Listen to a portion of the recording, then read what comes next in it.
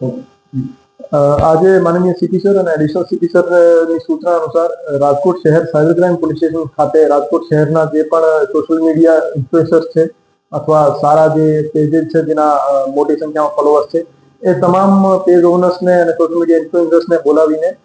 એમની સાથે અમુક મુદ્દાઓને લગત ચર્ચા કરવામાં આવેલ હતી। એમાં સોશિયલ મીડિયા ઇન્ફ્લુએન્સર્સ અને જે પેજ ઓનર્સ છે એમના પ્રશ્નો હતા જેમાં અમુક લીગલ ઇસ્યુઝ જે એમની દ્વારા ફેસ કરવામાં આવે છે જેમાં અમુક વસ્તુની એડવર્ટાઇઝ કરાય કે ન કરાય, અમારા કન્ટેન્ટને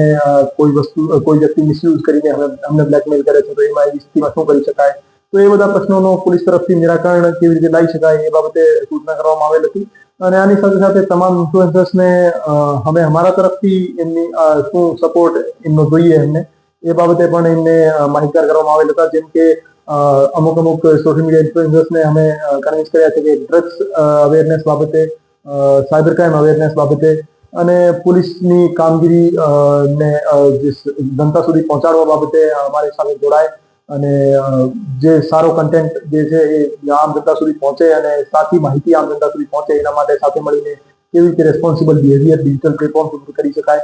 એના ઉપર વ્યવસ્થિત ચર્ચા થઈ। અને તમામને અપીલ કરવામાં આવેલી હતી કે અમુક વખતે ફેક ન્યૂઝના કારણે અથવા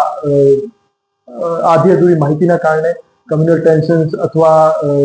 ર્યુમર્સના કારણે બીજા ઘણા કાયદો અને વ્યવસ્થા સંબંધી પ્રશ્નો ઉભા થઈ શકે છે। તો કેવી રીતે જવાબદારીપૂર્વક વર્તન કરીને ફેક્ટ વેરીફાઈ કરીને અમારી જે ઓથોરિટી છે કન્સર્ન એમની સાથે ચર્ચા કરીને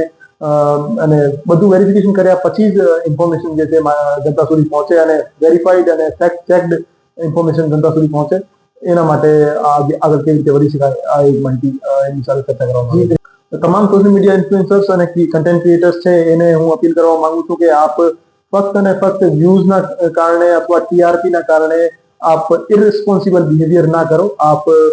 કોઈ પણ એવો કન્ટેન્ટ આપ પોતાના પેજ ઉપર અપલોડ ના કરો જેના કારણે માણસોમાં પેનિક ક્રિએટ થાય,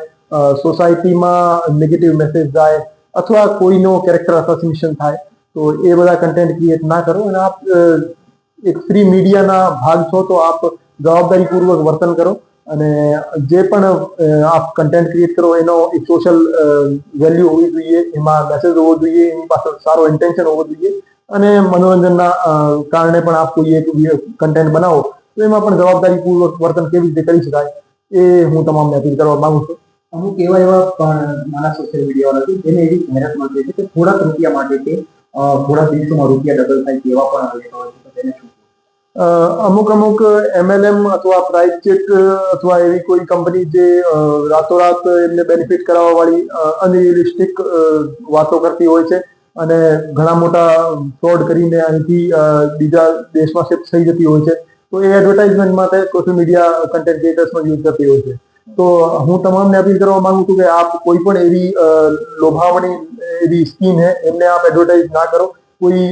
गैम्बलिंग ने लगत एक्टिविटी ने आप एडवर्टाइज ना करो જેથી કોઈ સારા વ્યક્તિ જે તમારા ચક્કરમાં તમારી સ્કીમના ચક્કરમાં ના ફસાય અને પોતાની જીવનની કમાણી ના ગુમાવી દે। અન્યથા જે લીગલ એક્શન જે છે એમાં અમુક વખતે જે ફ્રોડુલેન્ટ સ્કીમ છે એનો એડવર્ટાઇઝમેન્ટ અને એનો પ્રમોશન પણ ગુનો બને છે, તો એમાં કાયદાકીય કાર્યવાહી પણ થઈ શકે છે। તો જવાબદારીપૂર્વક વર્તન કરો અને જે વસ્તુથી સમાજમાં નેગેટિવ મેસેજ જતું હોય અથવા કોઈનો ડેમેજ થતું હોય એવી કોઈ વસ્તુને પ્રમોટ ના કરો।